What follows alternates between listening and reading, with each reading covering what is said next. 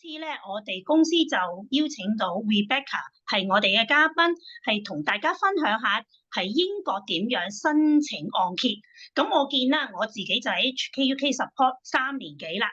咁好多客人都問我 Anita 係咪一定要嚟到英國先申請到 ？Anita 係咪一定要2年先申請到 ？Anita 究竟要幾耐時間申請到？不如我哋事不宜遲啦，而家就有請我哋嘅嘉賓 Rebecca， 好冇？咁咧 Rebecca。How are you? I'm good. How are you? Good, thank you. Shall we start? Should we start the first question? Thank you, Rebecca. Yeah, no problem. That's fine. So I think you were saying for your first question, you wanted me to talk to you about how to apply for a mortgage in the UK, how long does it take to get approved, the whole process. That's right. So this is probably the longest answer because there's a lot of parts to it. But the first thing you need when you're applying for a mortgage in the UK is to have a UK credit score. Now, once you move to the UK, that usually takes on average about 6 months to get once you've registered for a UK address and a UK bank account. One of the good things that the UK bank account system now does is with most providers, they give you a free monthly updates on your credit score. So you can see your credit score increasing and going up. And you can keep an eye on that to make sure that you are doing everything correct. If you have any questions, it's got a section there that can help you how to improve your credit score when you move here. Now, the process, once your credit score is up and running and you're registered in the UK to apply for a mortgage, I try to make it as easy as possible for my clients. But the first meeting, we'd have a meeting and we'd talk about what you've got in savings, what you've got in income, give you an idea of potentially how much you could borrow and an indication of what the rates are at and how much that's going to cost you on a monthly basis. I would take all your information, I'd get you set up on the system. This is such things as date of birth, how many dependents you've got, any proof of income, anything else. And we can even look to use money. If you've still got a job in Hong Kong, we can look to use that income as well as British income as well. So it's just based on your personal situations. That would then allow me to run a decision in principle. Decision in principle is also called a mortgage in principle, but they are exactly the same thing. And the decision in principle, you get a certificate that shows that you've passed the credit check. You can borrow a certain amount of money, and that is valid for 90 days. You use that to go house hunting. And if you like a property, you can then place a property with an estate. You can place an offer with an estate agent and they'll ask to see that decision in principle certificate along with proof of your savings.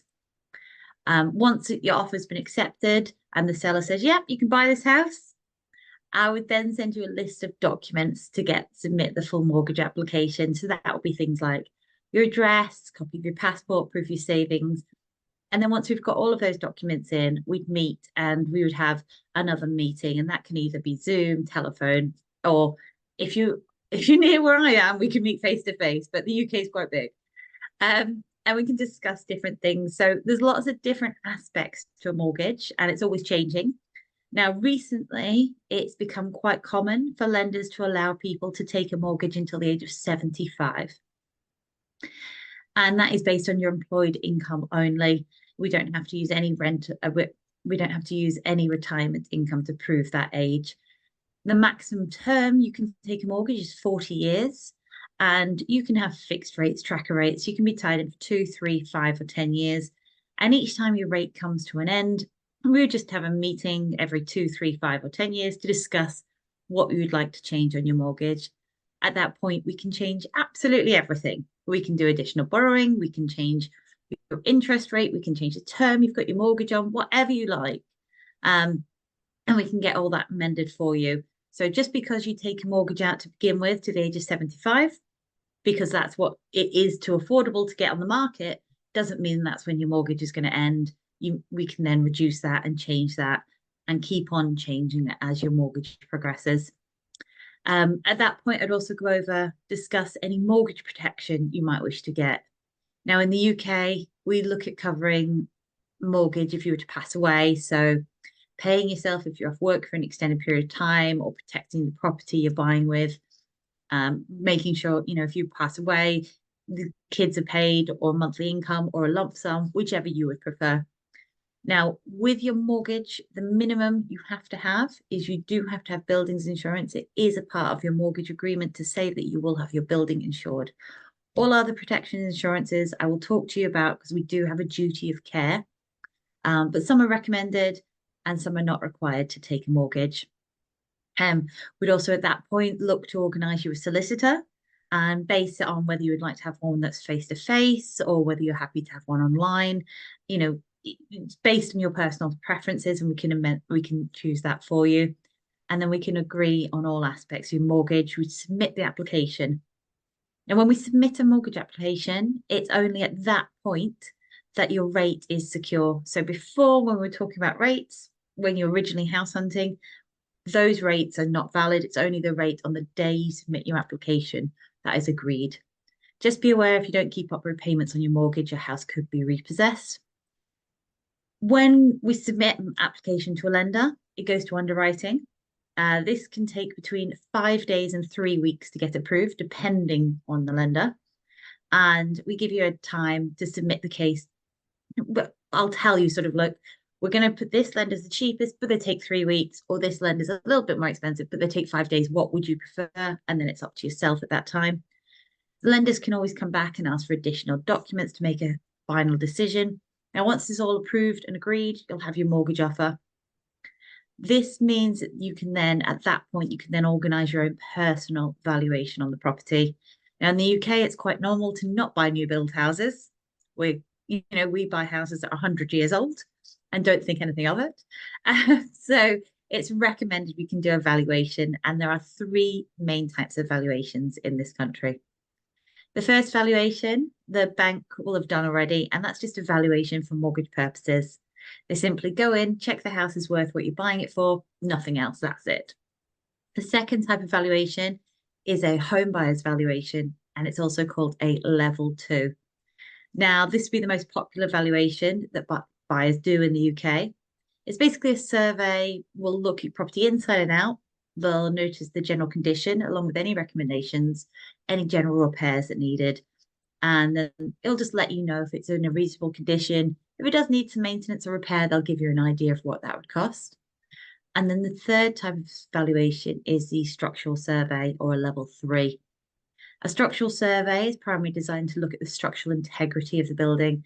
So they'll look for any signs that the property has or is undergoing any movement, any issues that may need remedial action, the structure in anything like that. So if you have any doubts over the structural integrity of the building, that was what will happen.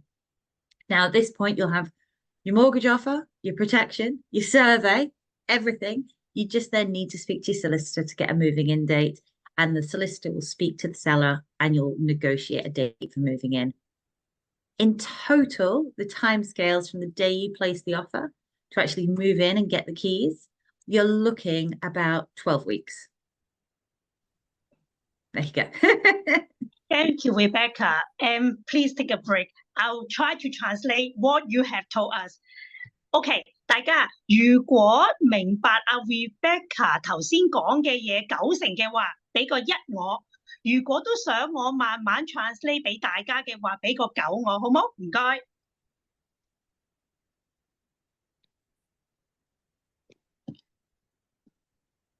咁都好啊。咁我見咁有1有9 ，OK， 好。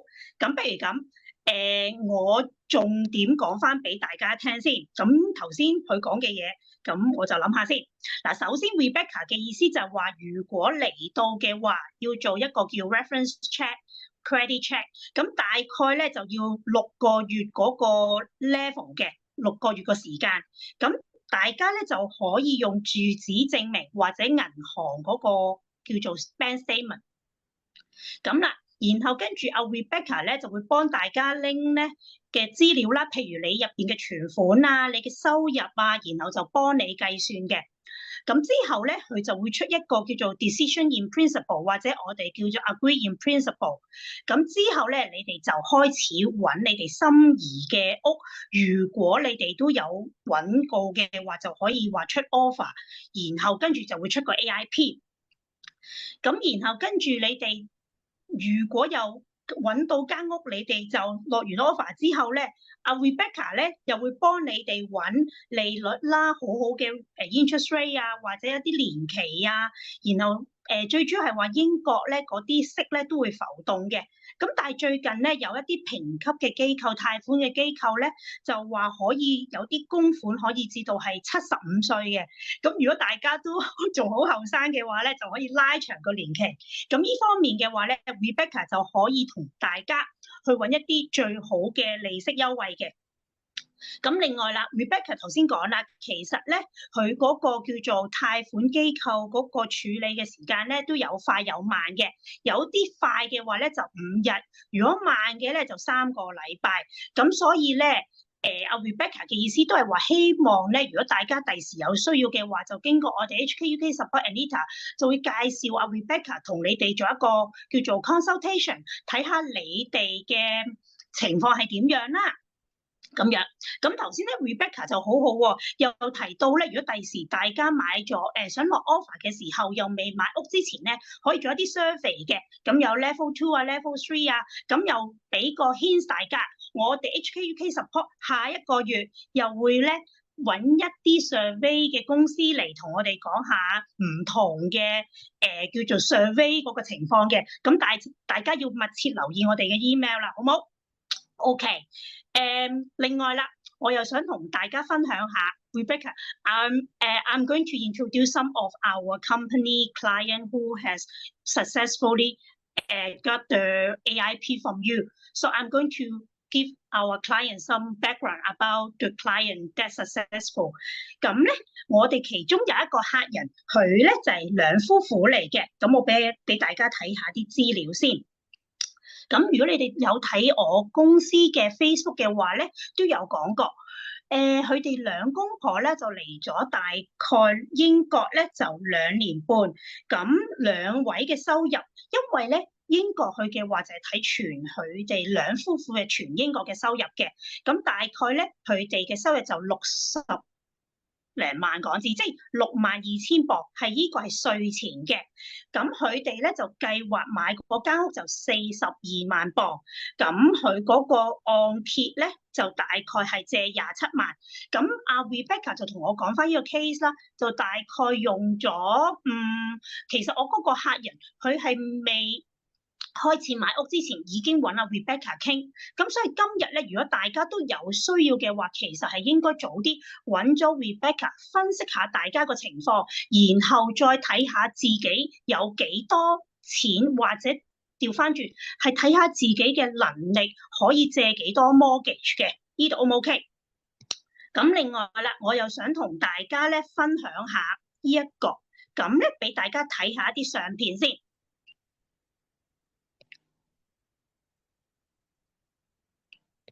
如果大家睇得清楚嘅話咧，可以睇一睇。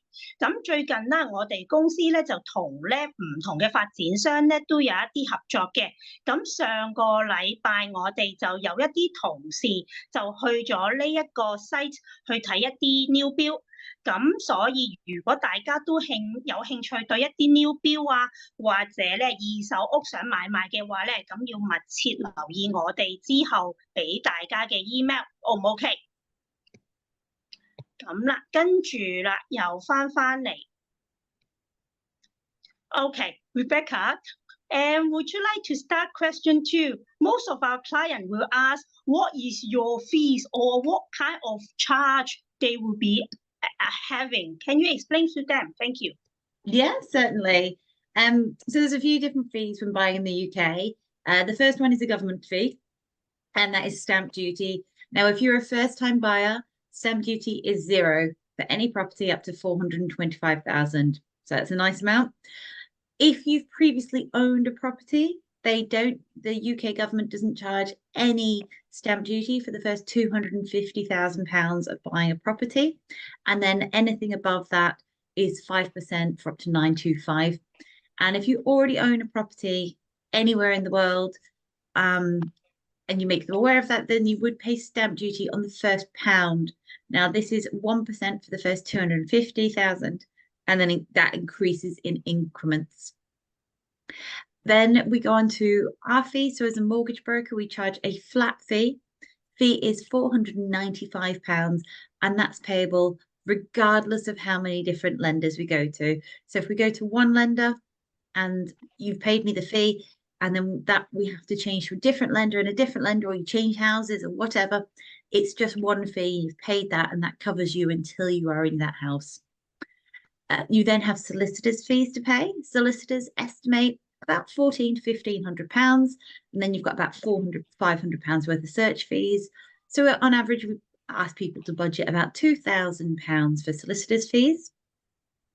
Lenders themselves sometimes charge a fee. Now, the fee is dependent on the product, and I always take that into account for all of my clients and whether or not it's going to be cost effective for you to pay it. If it's not, it's going to be zero. We're not going to give you a fee. If it's cheaper to pay the fee, it's usually around £1,000, and you can add that onto the mortgage. But with lenders' fees, it's the larger the mortgage, the more likely you're going to have to pay a fee. And then you've got the valuation fees for the different types of valuations I talked about before.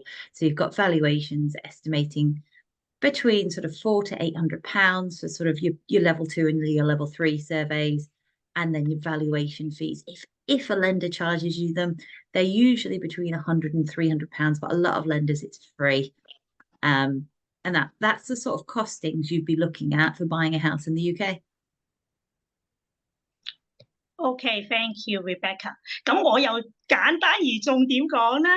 咁我頭先就聽到 Rebecca 就講啦，其實除咗咧大家要買屋知道自己嘅首期之外咧，咁另外就要知道個律師費啦、印花稅啦，同埋按揭嘅費用嘅。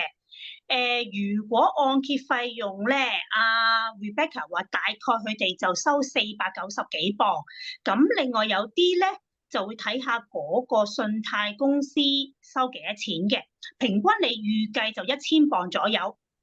咁但係咧 ，Rebecca 就話佢好好，佢會幫你哋咧揾一啲最合適嘅產品嘅，咁所以就又係密切留意下啦。咁另外啦 ，Rebecca 又好好大概話埋俾大家聽，律師費用咧大概咧就1500至2000磅。如果頭先話 survey 驗樓嗰方面咧，就睇下要邊種 report， 要邊個 level 啦，就大概400至800磅左右。咁詳細情形就之後再約 Rebecca 好冇？大家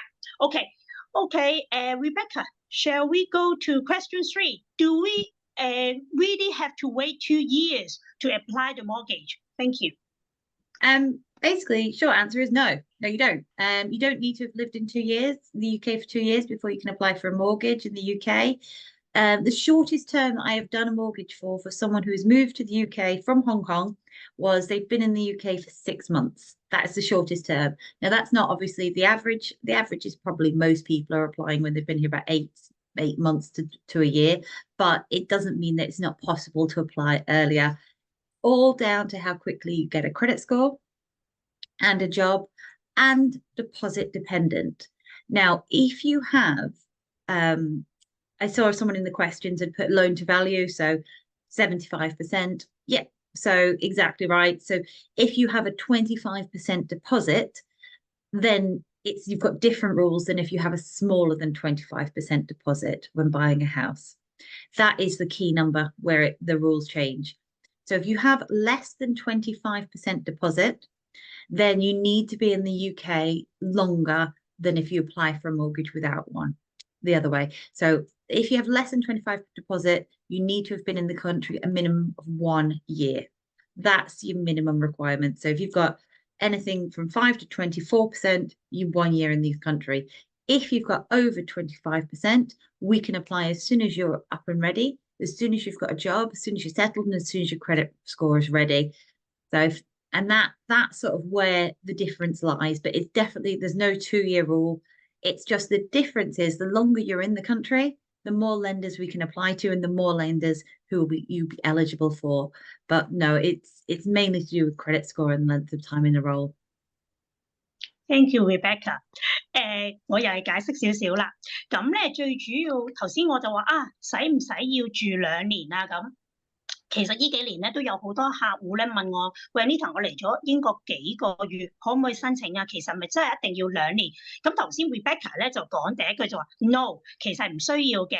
咁因為咧最主要話要睇下嗰個人佢個背景係點樣。咁 Rebecca 就講到話，曾經佢有個客人反映話，其他嘅 mortgage booker 就講啲資料有少少唔係好正確，咁所以阿 Rebecca 都強調俾大家聽，唔係一定要6個月，但係真係英文嗰句 it depends， 咁得唔得大家？咁咧，佢話嗰個叫做申請6個月咧，其實最主要係睇下大家個 credit score 啦。頭先佢都講信貸評級同埋大家申請人嗰個工作。如果你哋嗰個首期越少嘅話，即係自己本身自己唔係儲咗好多錢嚟英國，但係都想買屋喎，咁你哋需要喺英國嘅時間就要耐啲。如果你哋嘅首期係少過25%咧，咁你哋需要喺英國最少1年。咁呢個希望幫到大家啦，好冇 ？OK。Thank you, Rebecca. Question 4. What kind of mortgage can our guest or can our client apply? Please, Rebecca. So if you're still in Hong Kong, you can apply for a mortgage in the UK, and you can buy a house in the UK while still in Hong Kong. That's fine. It's called an international mortgage. It is much more expensive than a standard UK mortgage, and it is more stringent on what you can borrow. So what you can borrow is reduced. On average, the rates for an international mortgage are about 1% higher than the rates once you move to the UK, and they have fees attached to them as well. So these are either 0.75% of the loan for a residential and 1% of the loan for a rental property. Minimum deposits are 20% for residential and 25% for a rental property, and then these increase if you're buying a new build. So if you're buying a new build, it's 25% deposit you would need, or 35% if you're buying a buy-to-let or rental property if it was a new build. That's the schemes that we have. That's your international mortgage. And if anyone wants to speak to me about that, please, speak to Anita, and I can organise a time to go into that in more detail with you. Once you're in the UK and you're classified as a UK resident, so just to be classified as a UK resident, you need to be paying tax in the UK, registered taxpayer in the UK, and have a UK address. There are a few schemes that we can then look at to help you as first-time buyers. A lot of them are aimed at people with smaller deposits, so like 10% or less. But if you have a bigger deposit, sometimes it may work out for you better not to use these schemes that we have. The schemes together are classified as affordable home ownership. And there's two main ones that we have in the UK. One is called shared ownership. So shared ownership is you buy a house for £200,000 and you own maybe 75% of this house. And so you buy a house, the house is worth 200, you buy £150,000 of the house, and the other 50,000 you're going to rent from the company. So 150,000, you would then put 10% deposit down on the 150. So you're putting down a £15,000 deposit on that, and you get a mortgage for 135,000, which you would pay monthly payments on, the £135 mortgage, but you would also pay rent on the £50,000 because you wouldn't own that 25% of that house. Now, each time you pay your mortgage balance is reducing, but your rent is always going to stay the same. You have the option to eventually go and buy the rental section out, and then that would just be based on the current market, meaning if the market's increased, that 50,000 could be now 60, 70,000 to buy. The same as when you go to sell the house, you have to give them 25% of the sale. It's more based for people who are buying in an expensive area, or maybe don't have the deposit to get them. The other one we have, it's called a first home scheme. Now, this is only available in England. There's different rules in Scotland and Wales. And if you are going to buy a house in Scotland, the house buying process in Scotland is slightly different to England. So again, if you want any questions about that, ask Anita to put yourself in contact with me if it's specifically Scotland you're going to move to.